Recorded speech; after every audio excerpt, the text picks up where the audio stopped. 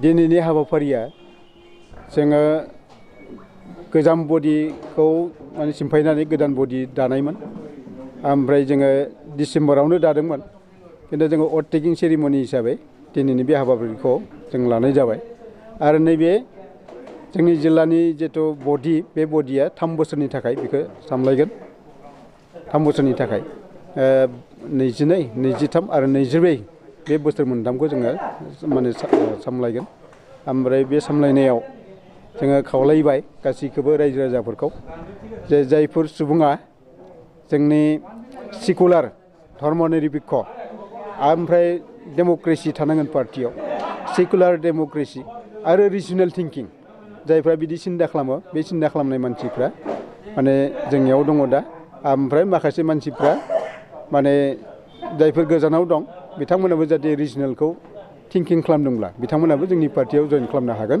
जों बेखौ खावलायनाय जाबाय। बिपिएफआ दुरबल जाबाय नामा जायनि थाखाय बिजेपिजों एसेम्बलि फ्ल'राव एलायन्स जानो गोनां जादों? बेथ' दुरबलनि खोथायानो गैया।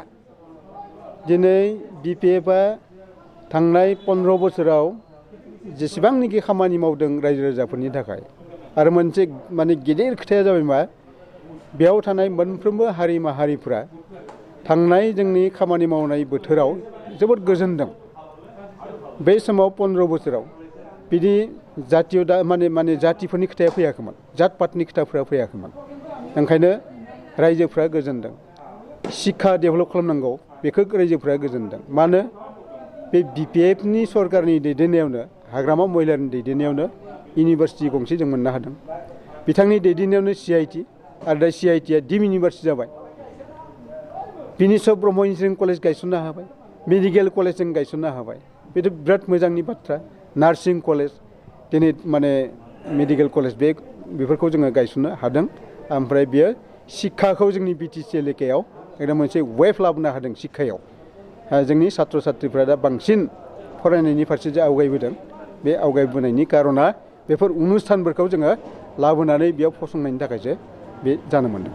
बेजों लोगोसे एलायन्सआ माने एलिगेसना बेयाव फैयो जे क'क्राझारावसो माखासे अनुस्थान प्रतिष्ठानखौ नोंथांमोननि सरकारनि समाव लाखिनाय जादों होननानै गुबुन डिस्ट्रिक्टफोरखौ नोंथांमोना मोजाङै नायाखै होननानै। ना बेथ' जानो नाङा खायफा जोंनि साननायाबो जेनेबा मोनसे हेडक्वार्टार बे हेडक्वार्टारखौ गथै बुस्थुखौ बाद होनानै बबेयावबा जों जुदि एकदम उमुक होननानै बिदि सानबानो जानाय नङा। बाक्सानि ककिलाबारियाव जोङो एग्रिकालसार कलेज माने गायसननो थाखाय जोङो सरकारनो प्रप'जाल होबाय आरो बे प्रप'जालानो कनसिडार जानो थांगासिनो दंमोन। ओमफ्राय जोंनि उदालगुरियावबो इन्जिनियारिं कलेज बानायनो थाखाय जोङो थि खालामबाय।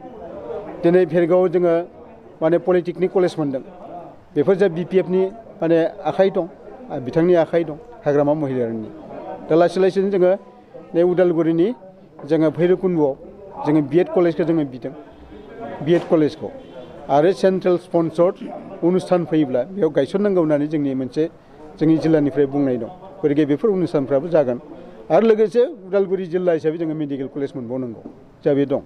स्टेट लेभेलाव जिथु नोंथांमोना मोनसे आन्डारस्टेन्डिंआव फैबाय बिटिसिआव नोंथांमोननि रला मा जागोन?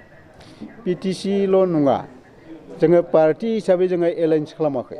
दिनै हाग्रामा महिलारिया स्पष्ट बुंखाबाय जास्ट गभर्नमेन्टआव जोंनि MLAफ्रा जाहाथे बन्सित जाया रायजो राजाफ्रा जाहाथे बन्सित जाया ओंखायनो बे बिधायनि दलाव हाबनानै बिथांमोना जौगालु खामानिखौ किसु मावगोन बेल' थांखिया। बिटिसिआव नोंथांमोना बिजेपिखौ क्रिटिसाइज खालामनो हागोन ना हाया? जिहेतु सरकाराव बिथांमोनाबो दङ GSPआबो दङ। आरो गाज्रि खामानि मावब्लाथ' जों खालामनांगोन। दिनै माने BTC एलेकायाव गभर्नमेन्ट सालायदों UPPL आरो BJPआ। दिनै बिथांमोना 1 बोसोर 1 मास थांबाय। दिनै रायजो राजानो बुंथों बिथांमोना मा मावदों दिनै बुंलाय। शिक्षानि फारसे मा गोदान सिद्धान्त फैदों मा गोदान अनुस्थान प्रतिष्ठान गायसननो हादों बिथांमोना दिनै होनथों। दिनै कृषकफोरखौ सहाय खालामनो थाखाय बिथांमोना मा मावदों दिनै खोनादोंना? ओमफ्राय बेकार समस्या जोंनि हिसाबाव दिनै मोनफ्रोमबो जोङो माने साब डिभिजनफोराव बा जिल्लायाव जिहेतु एक्सचेन्ज अफिस दङ बे एक्सचेन्ज अफिसफोराव दिनै सानफ्रोमबो बारायगासिनो दं बेकार समस्या।